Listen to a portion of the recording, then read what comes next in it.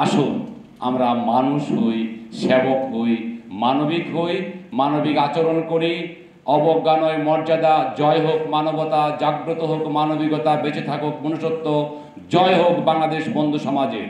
পবিত্র কোরআনের সূরা আল ইমরান 104 নং আয়াতে মহান আল্লাহ তাআলার নির্দেশে বাংলাদেশ সংবিধানের 38 নং অনুচ্ছেদের আলোকে বাংলাদেশের মধ্যে সৌহার্দ্য, সম্প্রীতি, বন্ধুত্ব এবং শান্তিময় পরিবেশ সৃষ্টির শপথে আহ্বানের হিংসা বর্জনে, পারস্পরিক সম্পর্ক উন্নয়নে, বাংলাদেশের সকলের মাঝে বন্ধুত্ব স্থাপনের সকল রাজনৈতিক দলের সাথে বন্ধন হয়ে পরস্পরের মতপার্থক্য বিরোধ নিষ্পত্তিতে আপাময় শ্রেণী পেশার সম্মানিত দেশবাসীর পক্ষে সঠিক ক্ষেত্রে সমর্থনকারী সমাজে বিপদগামীদের বন্ধুত্ব নিয়ে ভালোবাসা দিয়ে মন্দ কাজে নিষেধ করে ভালো কাজ উৎসাহনকারী সুপথে আহ্বানকারী পৃথিবীর মাঝে সত্য শান্তি ন্যায় প্রতিষ্ঠায় পৃথিবীর মডেল সৃষ্টির সূচনায় বাংলাদেশকে কলহ দ্বন্দ্ব সংঘাত এবং সন্ত্রাসমুক্ত শান্তিময় সৌহার্দ্যপূর্ণ সম্প্রীতি এবং বন্ধুত্বের দেশ লাল সবুজের নতুন বাংলাদেশ গড়ার সপক্ষে আমাদের আহমেদ খান রাজীব যে অক্লান্ত পরিশ্রম করে যাচ্ছেন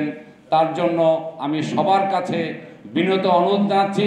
আমরা সবাই তাকে করতালি দিয়ে তাকে সম্বর্ধনা জানাবো। ধন্যবাদ। এবং আমরা যাতে পুরা বাংলাদেশে এই আহমেদ খান রাজীব আমাদের বন্ধু, উনি যেভাবে বাংলাদেশকে আলোকিত করতে চাচ্ছে এবং এটা হিংসা মুক্ত, আমাদের কিন্তু আসলে অ্যাটিটিউড প্রবলেম, ফাউন্ডেশন প্রবলেম। আমরা ভালো মানুষের ভালো দেখতে পারি, এই দৃষ্টিভঙ্গি থেকে আমাদের বেরিয়ে আসতে হবে। আমাদের বন্ধুরাই একজন আরেকজনের বিরুদ্ধে কথা বলে, এগুলি থেকে আমাদের বিরত থাকতে হবে।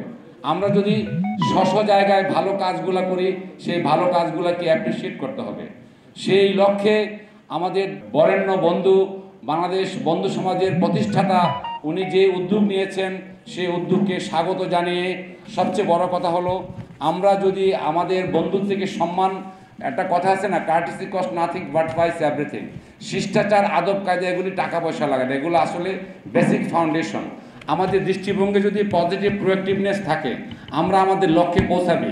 যে আমাদের বন্ধু তার লক্ষ্যে পৌঁছে গেছে, না হলে 2011 সাল থেকে ওনার যে কৃতিত্ব দেখেন, উনি প্রতি বছর আমাদের বন্ধু সমাজ প্রতি বছর কৃতজ্ঞতা দিবস পালন করছে, হিংসা মুক্ত দিবস পালন করছে।